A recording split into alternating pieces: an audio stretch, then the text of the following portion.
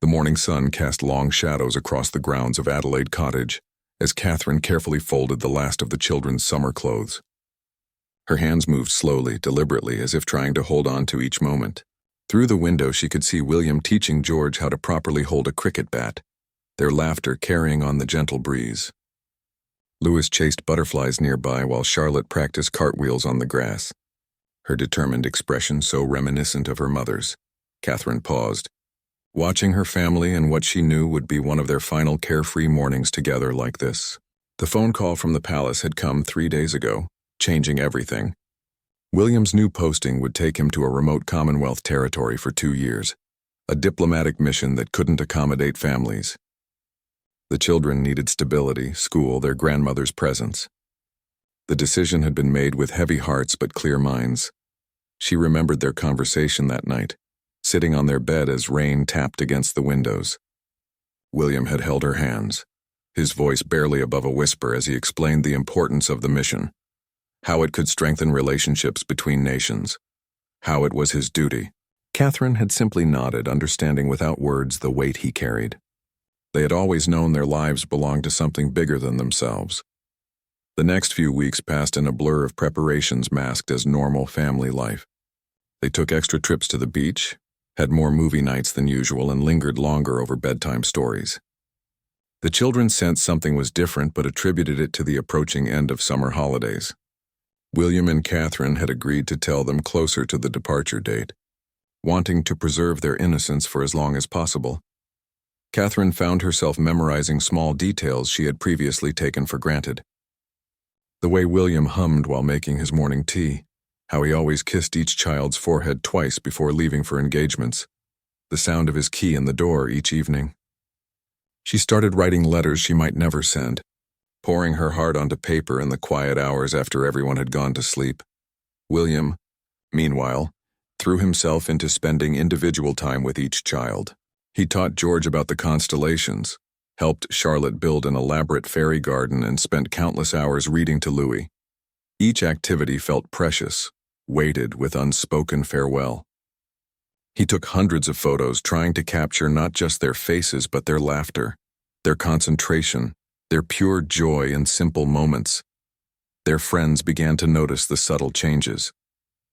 The way William and Catherine held hands more often during public appearances, how their gazes lingered on each other across rooms, the tender touches that spoke of people trying to store up love for lean times ahead. The palace staff observed their quieter conversations, the way they seemed to be savoring ordinary moments that others might rush through. One evening, as Catherine was putting Louis to bed, he looked up at her with his bright blue eyes and asked if she was sad about something. She smoothed his hair and told him she was just thinking about how lucky she was to have such a wonderful little boy. Louis accepted this answer with the trusting nature of childhood, but Catherine's heart broke a little more knowing how much she would miss these simple, sacred moments.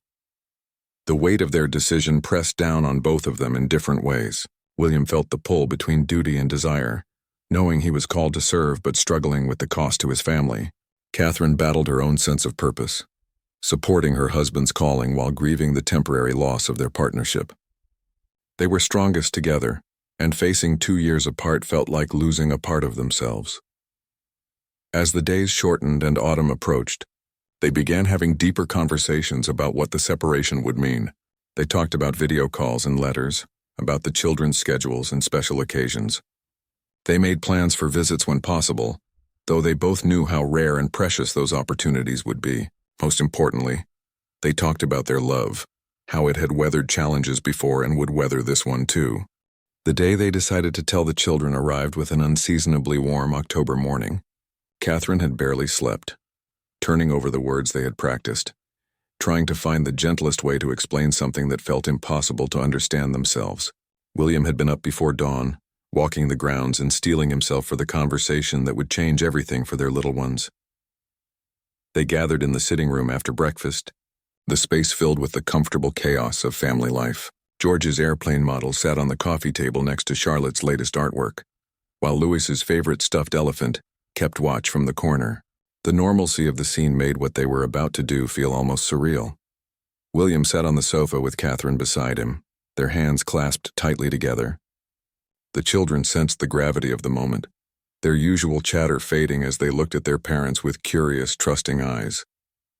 Catherine's voice was steady but soft as she began to explain that Daddy had been asked to do something very important for their country, something that would help other families around the world. George, always quick to understand, was the first to grasp what this meant. His face went through a series of expressions, confusion giving way to realization and then to something that broke his parents' hearts. The premature wisdom of a child learning that duty sometimes requires sacrifice. Charlotte's questions came in rapid succession, each one more heartbreaking than the last. Why couldn't they go too? When would Daddy come back? Who would help her with her reading? Louis, too young to fully comprehend the timeline, focused on the immediate. Would Daddy be there for his birthday? For Christmas? When Catherine gently explained that he wouldn't, Louis's bottom lip began to tremble, and William had to excuse himself momentarily to compose himself in the hallway. The conversation lasted over an hour, with both parents answering every question with patience and honesty appropriate for each child's age. They explained that this was temporary, that their family's love was strong enough to stretch across any distance, that Daddy would find ways to be part of their lives, even from far away. Catherine showed them on a map where William would be going, making it seem like an adventure rather than an exile. In the days that followed, each child processed the news differently. George became protective of his younger siblings, taking on responsibilities he had never shown interest in before. He helped Charlotte with her shoes and made sure Louis had his favorite toys at bedtime. Charlotte threw herself into creating gifts for her father to take with him, drawings and letters and small crafts that would remind him of home. Louis simply became more clingy, following William everywhere and asking to be carried more often than usual. The extended family rallied around them with quiet support. Catherine's parents offered to help with school runs and weekend activities. William's father provided reassurance about the importance of the mission while acknowledging the personal cost. The Queen, despite her own advancing years, promised to be more present in the children's lives, offering them the stability of tradition and the comfort of her unwavering love. Friends and close confidants began to understand why William and Catherine had seemed different in recent weeks. The way they had been savoring moments, their increased tenderness with each other, their careful attention to creating memories. Those who knew them well recognized the signs of people preparing to say goodbye, even if they couldn't have imagined the circumstances. The palace began making arrangements with characteristic discretion. Security details were planned, communication systems established, and protocols put in place for emergencies. The public would be told that William was taking on extended overseas duties, but the personal cost to the family would remain private. This was their sacrifice to bear, their service to render, their love to test against distance and time. Catherine found herself having conversations with other military wives, women who understood the unique challenges of loving someone whose duty called them away. Their advice was practical and emotional, teaching her how to maintain connection across time zones, how to be both mother and father when needed, how to keep love alive through letters and brief phone calls. William spent his remaining evenings reading extra bedtime stories, teaching the children skills they might need in his absence, and having one-on-one conversations with each child about their hopes and fears. He made recordings of their favorite stories, left notes hidden around the house for them to find, and created a special calendar that would help them count down to his return. The hardest part was maintaining normalcy, while everything felt fundamentally changed. They still attended school events and family gatherings, still laughed at dinner and played games in the evening. But underneath the surface, everyone was learning how to love in a new way, how to be strong for each other, how to face the unknown with grace and courage. The final weeks before William's departure brought an intensity to their daily lives that was both beautiful and heartbreaking. Every ordinary moment became precious, every routine task a memory to be treasured. Catherine found herself watching William more closely, storing up the way he laughed at George's jokes, how gently he braided Charlotte's hair, the patience he showed when Louis wanted the same story read 3 times in a row. They established new traditions in those last weeks, things the family could continue even when William was away. Sunday morning pancakes became sacred time, with each person sharing their highlight from the week and their hope for the week ahead. Evening walks around the estate turned into treasure hunts with William hiding small surprises for the children to discover. These moments were carefully orchestrated to create positive associations that would comfort the family during the separation. The children began their own preparations without being asked. George started writing in a journal, documenting family activities and funny things his siblings said so he could share them with his father later. Charlotte created an elaborate art project, a scrapbook filled with drawings of their family and pictures of things that reminded her of William. Louis, in his innocent way, began collecting small objects that smelled like his father: a worn sweater, a book from his nightstand, a handkerchief that carried traces of his cologne. Catherine struggled with her own preparations, trying to balance practical considerations with emotional ones. She organized household systems that would work with just her managing everything, arranged for additional help with the children's activities, and created backup plans for every possible scenario. But the emotional preparation proved far more challenging than the logistical arrangements. Their private moments together became increasingly precious and poignant. Long conversations after the children were asleep, walks through gardens where they had courted years earlier, quiet dinners where they talked about everything and nothing. They made love with a tenderness that spoke of memorizing each other, of trying to store up enough intimacy to last through the lonely months ahead. William found himself second-guessing the decision repeatedly, even though he knew it was too late to change course. The mission was important, his participation crucial, but watching his family prepare for his absence made him question whether any duty was worth this cost. Catherine, sensing his internal struggle, became his anchor, reminding him of their shared values and the example they wanted to set for their children about service and sacrifice. The palace handled the public aspects with their usual careful choreography.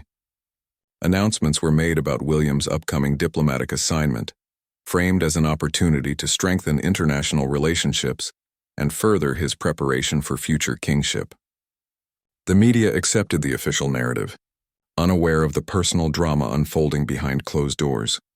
Close friends began saying their goodbyes, understanding that William would be largely unreachable for extended periods. These farewells were subdued affairs, filled with promises to look after Catherine and the children, offers of support that everyone hoped wouldn't be needed but were grateful to have. The couple's inner circle closed ranks, creating an additional layer of protection and care for the family. As the final week arrived, the emotional weight became almost unbearable. Simple activities like helping with homework or reading bedtime stories carried the knowledge that these would be the last times for many months. William found himself fighting tears at unexpected moments, when Charlotte asked him to fix a broken toy, when George wanted help with a school project, when Louis fell asleep on his lap during their evening story time. Catherine began experiencing a strange sense of anticipatory grief, mourning the loss of their partnership even while William was still there. She practiced making decisions alone, handling bedtime routines without his help, managing the children's questions and conflicts single-handedly. It felt like training for a marathon she never wanted to run. The children seemed to sense that time was running out, becoming more clingy and emotional as the departure date approached. Small disagreements escalated into tears more quickly than usual, and bedtime became increasingly difficult as none of them wanted the day to end. William and Catherine found themselves extending every routine, reading extra stories, singing additional lullabies, doing anything to postpone the inevitable march toward goodbye. Their last weekend together was deliberately kept simple and family-focused. They visited places that held special meaning, took photos in favorite locations, and created one final set of beautiful memories to sustain them through the separation. The children were unusually well-behaved, as if they understood the importance of making these last days perfect. On their final evening together, after the children were asleep, William and Catherine sat in their bedroom surrounded by packed bags and sorted belongings. They talked about practical matters and made final plans, but mostly they simply held each other, trying to memorize the feeling of being together, of being complete. Neither of them slept much that night, instead lying awake listening to each other breathe, storing up the comfort of physical presence they would soon have to live without. The morning of departure arrived with cruel perfection. Bright sunshine, gentle breeze, the kind of beautiful day that made saying goodbye feel even more wrong. Catherine woke before dawn to find William already up, standing at the window watching the sunrise paint the sky in soft pastels. Neither spoke for several minutes, both understanding that once they began talking, The machinery of farewell would begin turning and couldn't be stopped. Breakfast was a carefully orchestrated performance of normalcy. William made his usual terrible jokes while cooking eggs. The children chattered about their plans for the day, and Catherine maintained her serene composure even as her heart felt like it was breaking apart inside her chest. Only the careful way they all avoided mentioning the evening's departure betrayed the weight of what was coming. The children had been told that Daddy would leave after dinner, giving them one full day together before the goodbye. It was a kindness that also felt like prolonged torture, stretching out the anticipation and making every moment heavy with impending loss.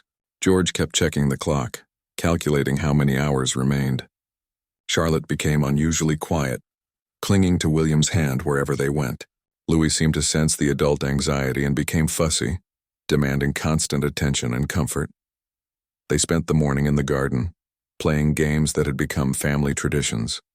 William pushed the children on swings he had installed years earlier, his strong hands ensuring they flew high enough to feel like they were flying, but safe enough that Catherine never worried. They played hide-and-seek among the hedgerows, built fairy houses in the flower beds, and had a picnic lunch on the same blanket where they had shared countless family meals. After lunch, while the younger children napped, William and George took a long walk together. Father and son talked about responsibility, about being brave when things are difficult, about taking care of Mummy and the little ones. George listened with the serious expression he wore when trying to be grown up, nodding at his father's gentle instructions about being the man of the house during his absence. William was careful not to burden his eldest son with too much responsibility, while still acknowledging his maturity and importance to the family. Catherine spent the quiet afternoon hours with Charlotte, working on a special project they had started weeks earlier.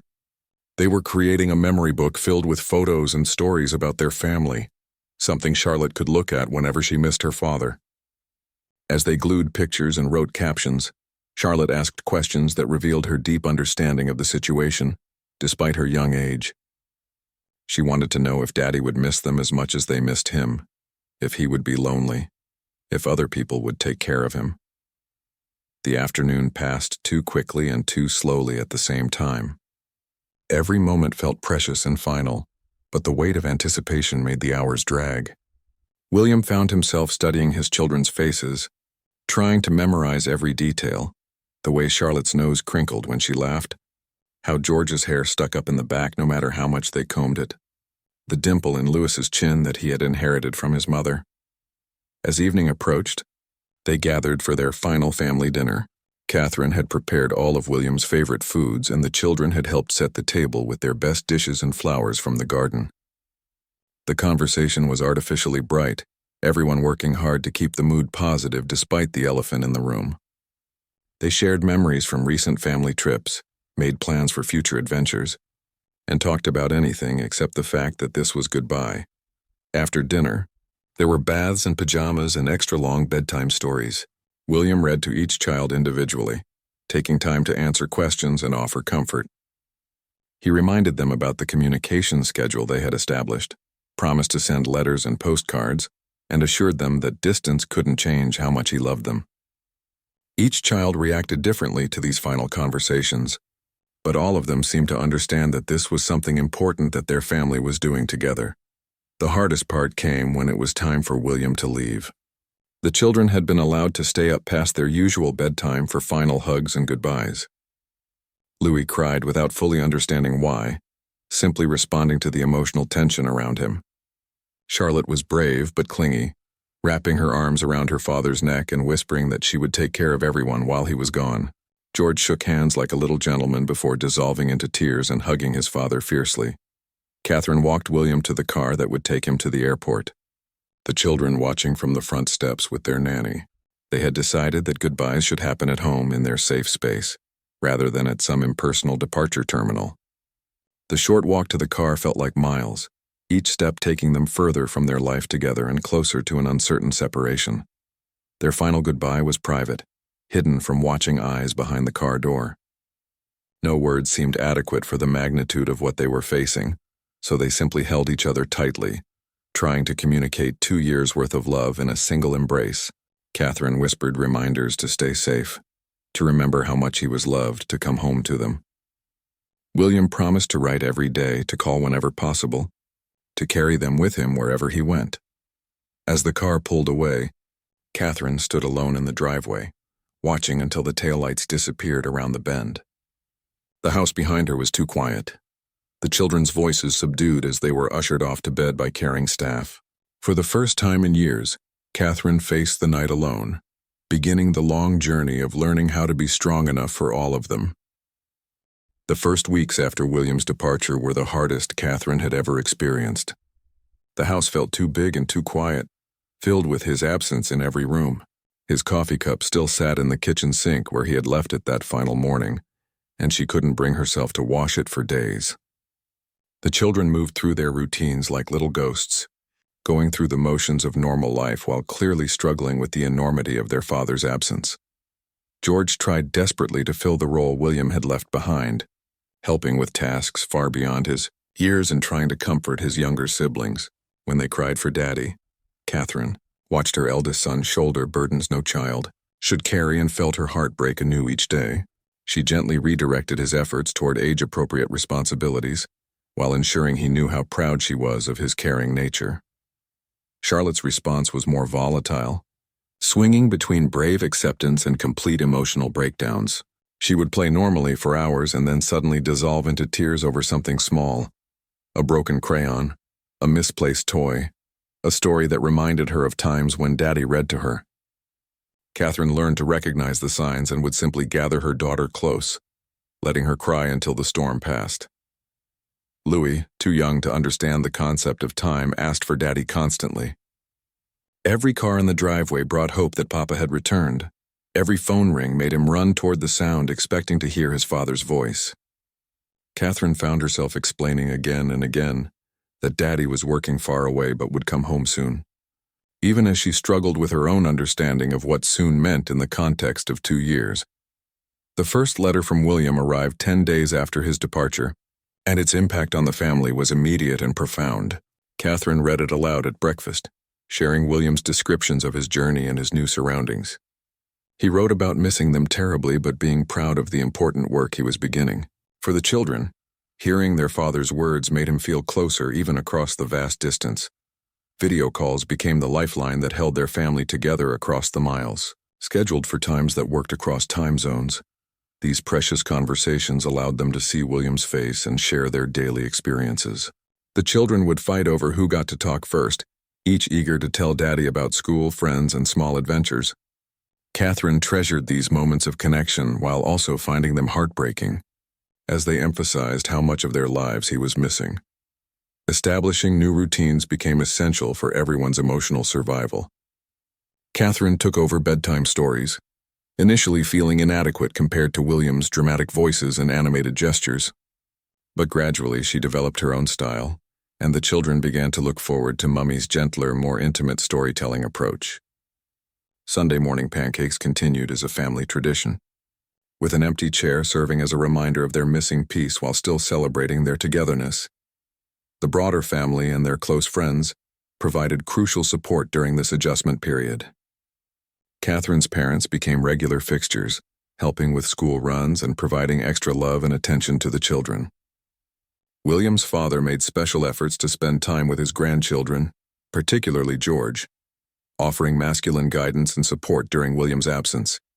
Their closest friends organized regular playdates and activities, ensuring the children maintained their social connections while giving Catherine brief respites. Catherine discovered strength she didn't know she possessed. Managing 3 children alone, maintaining royal duties, and keeping up appearances required energy and resilience that surprised even her. She learned to make quick decisions without consulting William, to comfort all 3 children's nightmares in one evening, and to be both mother and father during important moments. Each small victory built her confidence and reminded her that she was capable of more than she had ever imagined. The children began adapting in their own ways. George started keeping a detailed journal of family activities to share with William, turning his natural leadership tendencies into a positive force. Charlotte channeled her artistic abilities into creating gifts and letters for her father, finding comfort in the creative process and the connection it provided. Louis, with the resilience of the very young, began to accept the new normal while still maintaining hope for his father's return. There were difficult days when the weight of single parenthood felt overwhelming. Catherine learned to recognize her own warning signs of emotional exhaustion and to ask for help when needed. She allowed herself to cry in private, while maintaining strength in front of the children, understanding that her own emotional health was crucial to their family's well-being. Small milestones took on enormous significance. Charlotte's first lost tooth without Daddy there to celebrate, George's excellent marks on a school project William couldn't see, Louis's new words that his father would only hear through recordings. Catherine became expert at documenting these moments, ensuring William could participate in their children's lives even from a distance. The support from unexpected sources touched Catherine deeply. Palace staff went above and beyond their duties, offering extra help and emotional support. Teachers at the children's school provided additional attention and understanding. Even casual acquaintances seemed to sense that the family was going through something difficult and offered small kindnesses that made enormous differences. As the weeks turned into months, Catherine began to see that while their family was forever changed by this experience, they were also growing stronger in unexpected ways. The children were developing independence and resilience. She was discovering her own capabilities, and their love for William was deepening rather than diminishing with distance. They were learning that love could stretch across oceans and that families could stay connected even when physically apart. Letters became treasured possessions, read and reread until they were worn soft at the edges. Care packages were sent both ways, filled with favorite treats, small gifts, and tangible reminders of love.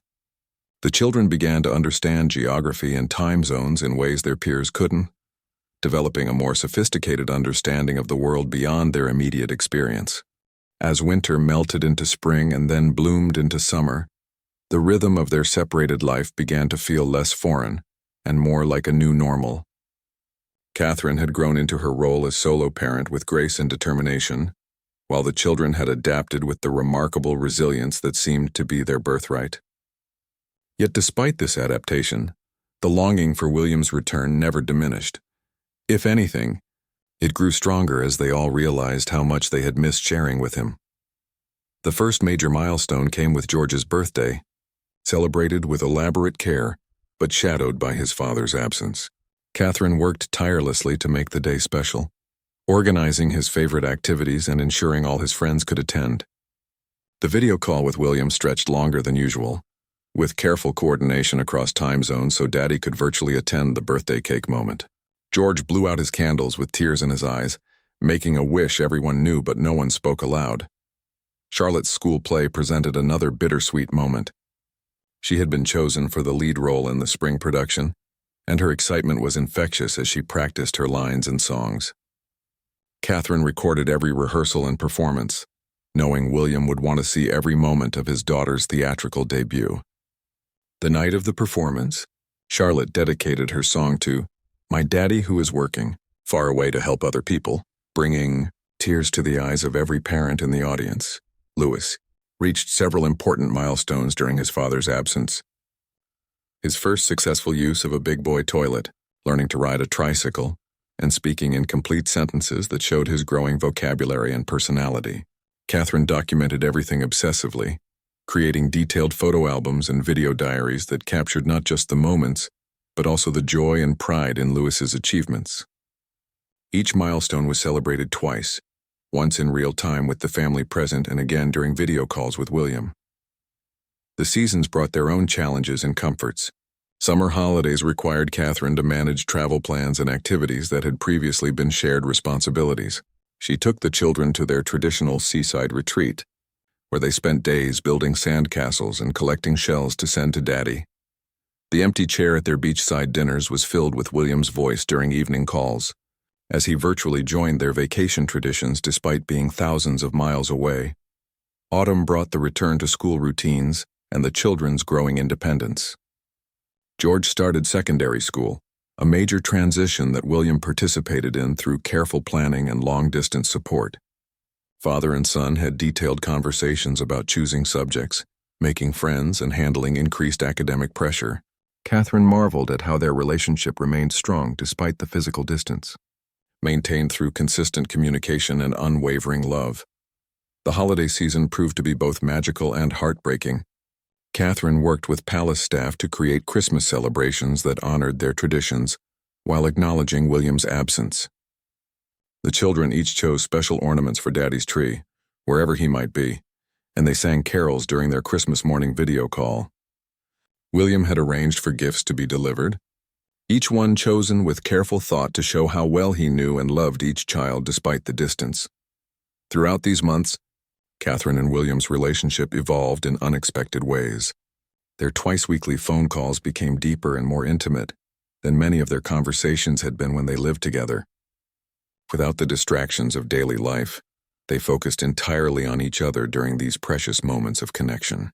They shared hopes, fears, dreams, and daily experiences with an intensity that reminded them why they had fallen in love years earlier. William's letters revealed a man changed by his experiences and his longing for home. His diplomatic work was successful and fulfilling, but every achievement felt hollow without his family there to share it. He wrote about the children he met in his work who reminded him of George, Charlotte, and Louis, and how these encounters both comforted and tortured him with thoughts of home.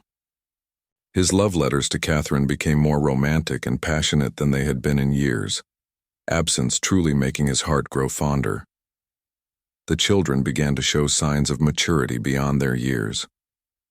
George developed a protective instinct toward his mother and siblings that was touching in its sincerity. Charlotte became more empathetic and caring, often comforting classmates who were sad or worried. Louis, while still very young, showed an intuitive understanding of emotions and would offer hugs and his favorite toy to anyone who seemed upset. Catherine realized that this difficult experience was teaching her children valuable lessons about love, sacrifice, and resilience. As the first anniversary of William's departure approached, the family began planning a special celebration of their survival and growth. They had weathered the storm of separation and emerged stronger, more appreciative of each other and more aware of the precious nature of family bonds. The day itself was marked by sharing favorite memories from the year, reading William's letters aloud, and making promises about the celebration they would have when he returned.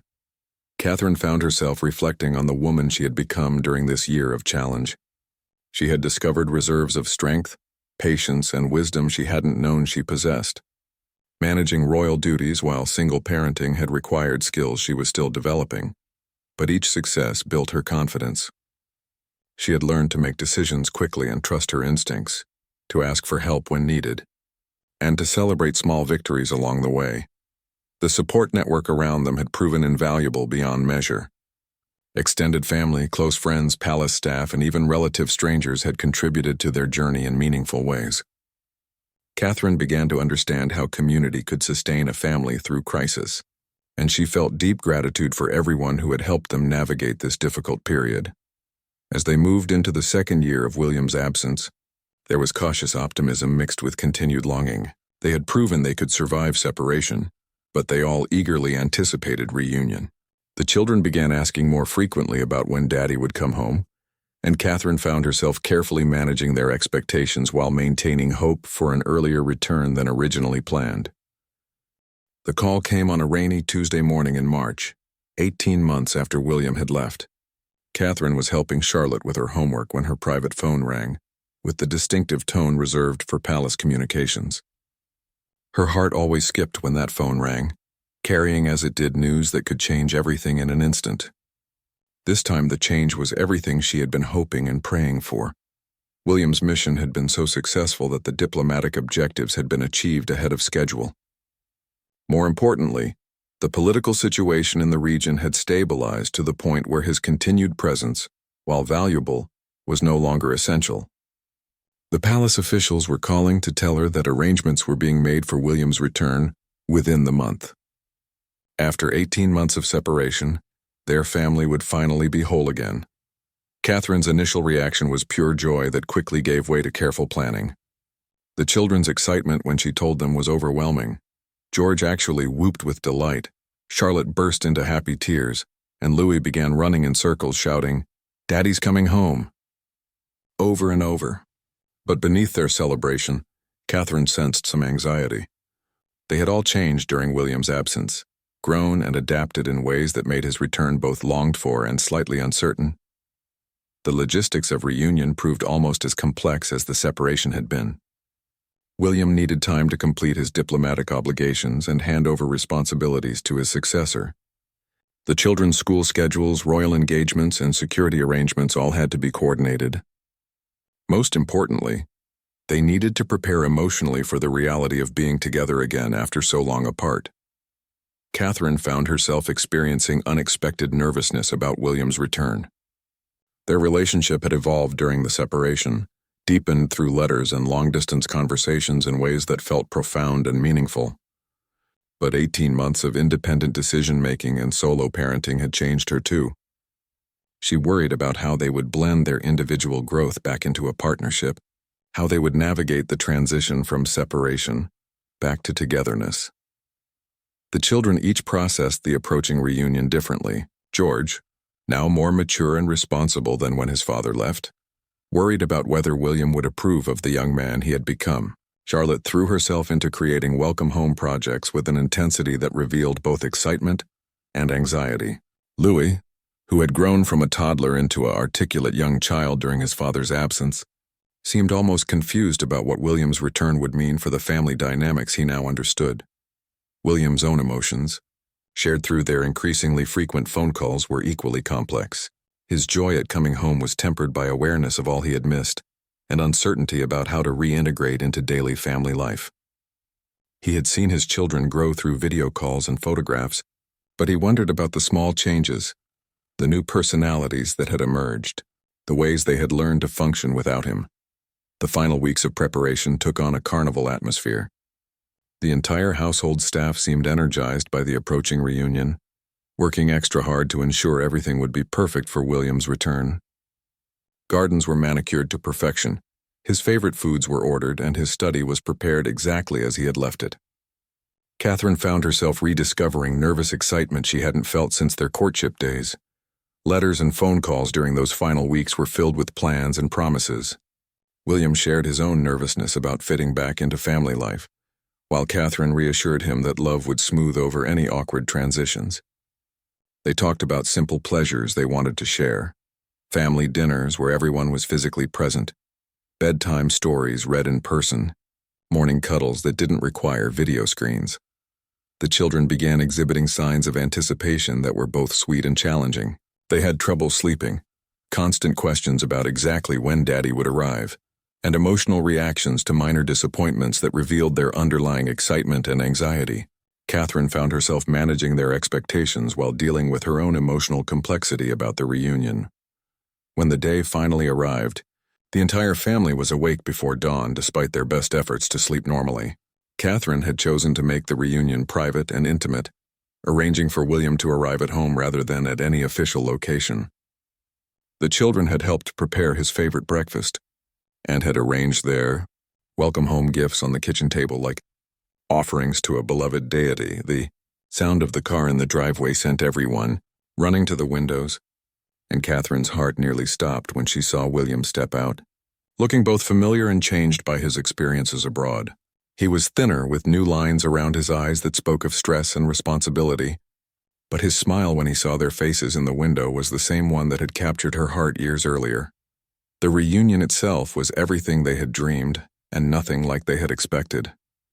There were tears and laughter, careful hugs as everyone relearned the physical reality of being together, and moments of awkwardness as they navigated conversations that bridged 18 months of separation. Louis was initially shy with the father he barely remembered, while Charlotte couldn't stop talking, trying to share every experience she had saved up for his return. In the weeks that followed, the family slowly learned how to be together again. There were adjustments and negotiations as they figured out new routines that accommodated everyone's growth and change. William had to relearn his children's current interests and personalities, while the children had to make room in their lives for the father they had missed so desperately. Catherine watched her husband rediscover fatherhood and saw herself learning to share parenting responsibilities. Again, after so many months of independence, their relationship required conscious effort to blend their individual growth into renewed partnership. But the foundation of love they had maintained through separation proved strong enough to support their reunion. The experience had changed them all in profound ways. They had learned that love could survive distance and time, that families could stretch across continents without breaking, and that coming back together after separation required its own kind of courage and patience. Their appreciation for ordinary moments, shared meals, bedtime stories, simple conversations, was deeper and more conscious than it had ever been before. Years later, they would look back on this period as one of the most challenging and transformative of their lives together. The separation had tested every aspect of their love and commitment, but it had also revealed the true strength of their bond and taught them never to take their togetherness for granted again.